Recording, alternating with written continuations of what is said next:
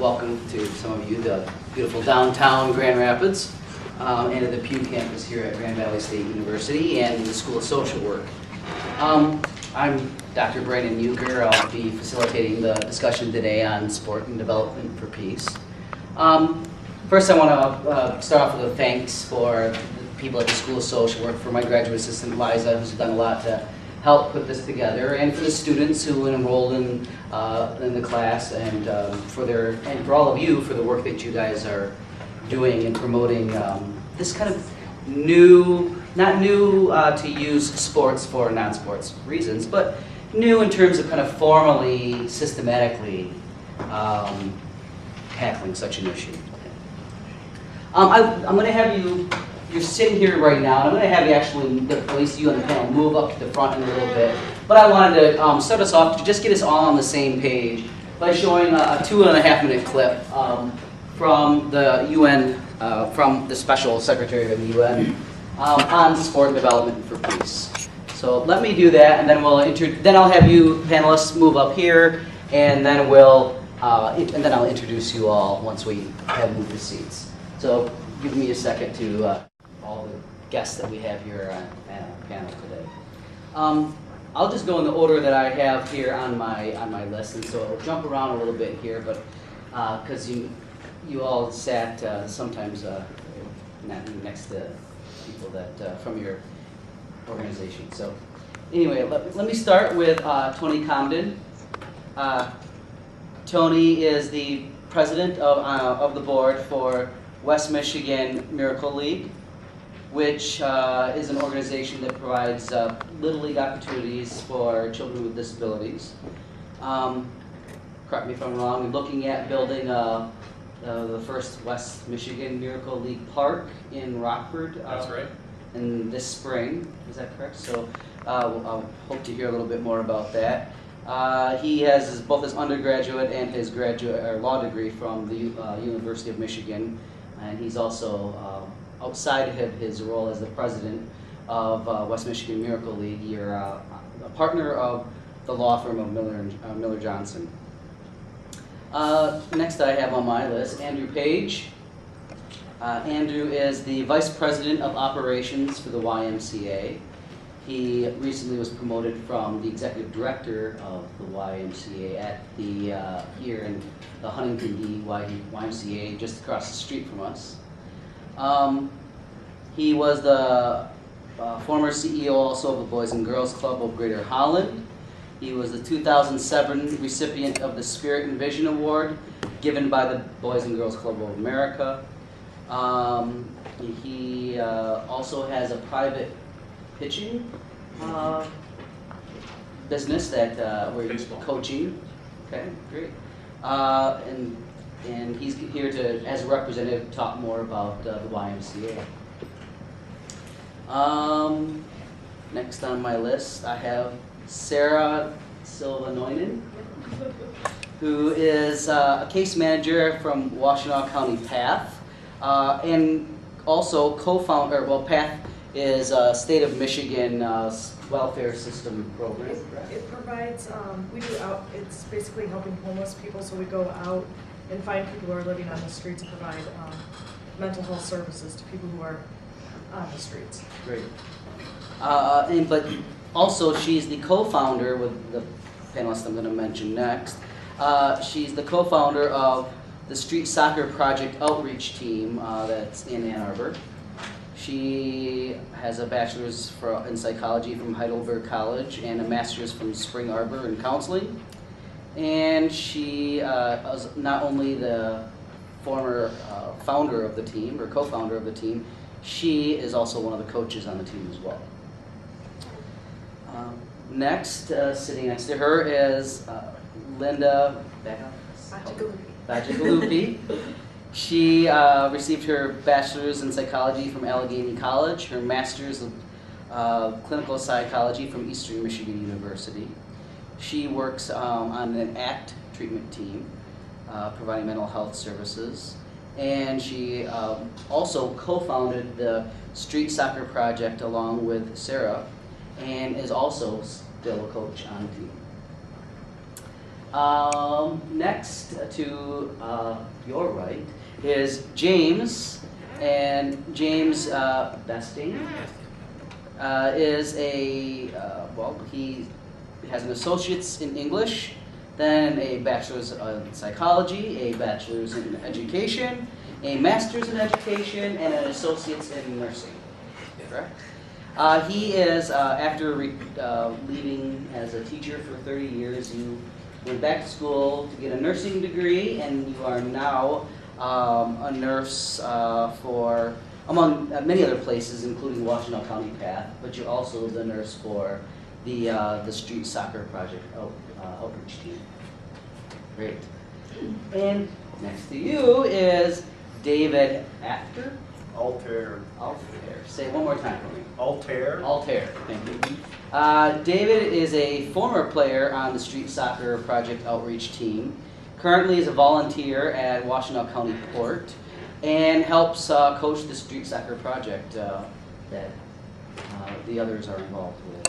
And am I correct that you attended one of the Homeless World Cup? Yeah, I was picked to participate on a national team and went to Brazil, and we represented the United States and finished 20th out of 64 teams from around the world. It was quite the experience. I'm definitely we'll have to come back to that. I want to hear more about that. That's great. To your right is Chris Sane, Chris Sane Jr. Chris played some football at Michigan State, and then recently got his degree from Wayne State University.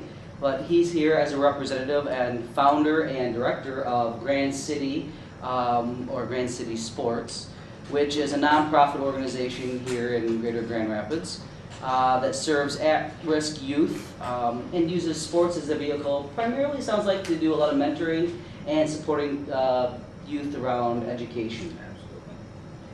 Next to him, next to Chris, is Carlton Brewster. He currently is the engagement specialist at Wyoming Lee Middle School and High School.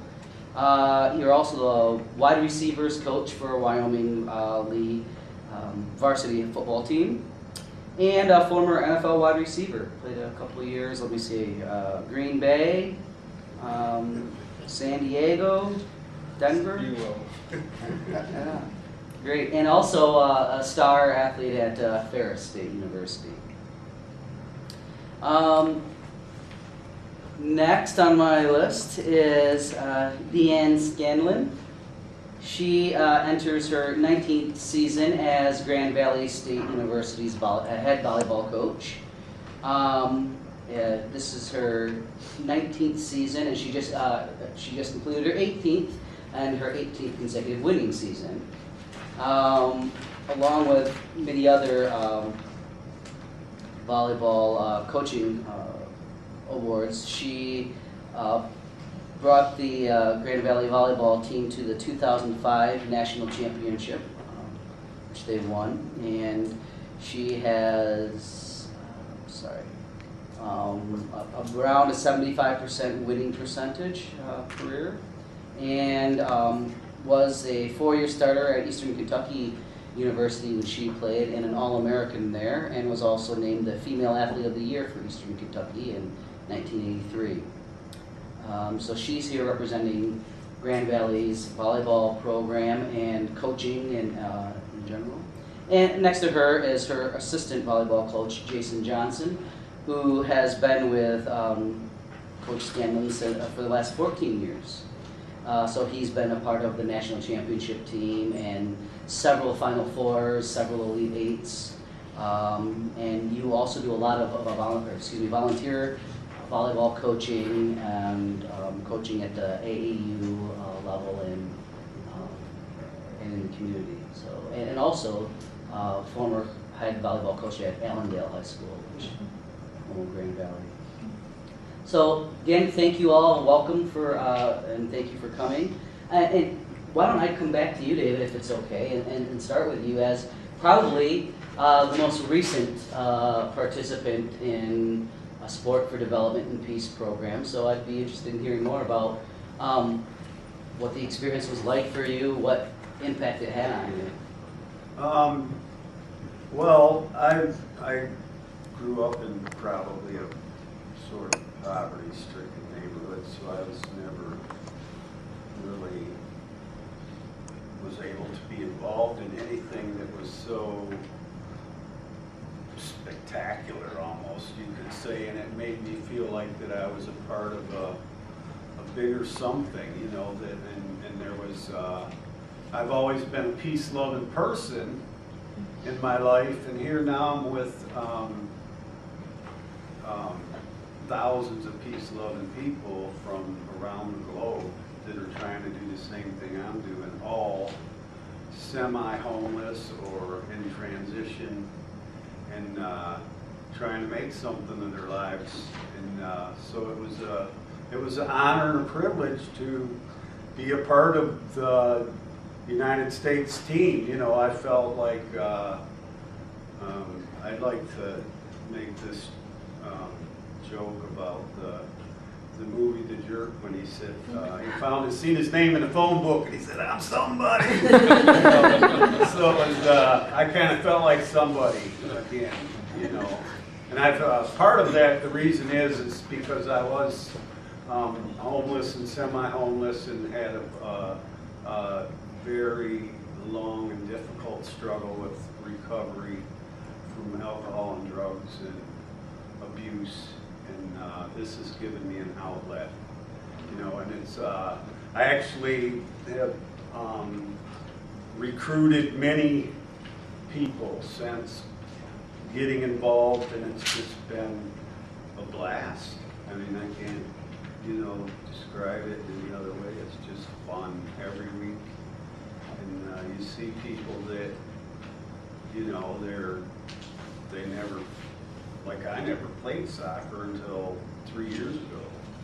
Here 9 months later, I was in Brazil playing with people that have been playing all their lives, you know, so it was like, you know, like, wow, here I am, you know. So, you know, and now I volunteer for Port also, and I'm able to work with people that are recovering like myself, and some people that aren't recovering that I know from being out of recovery in that world, and so I can reach out to them also and try to bring them into you know, the picture, and get them to start taking care of their lives and themselves. And it works.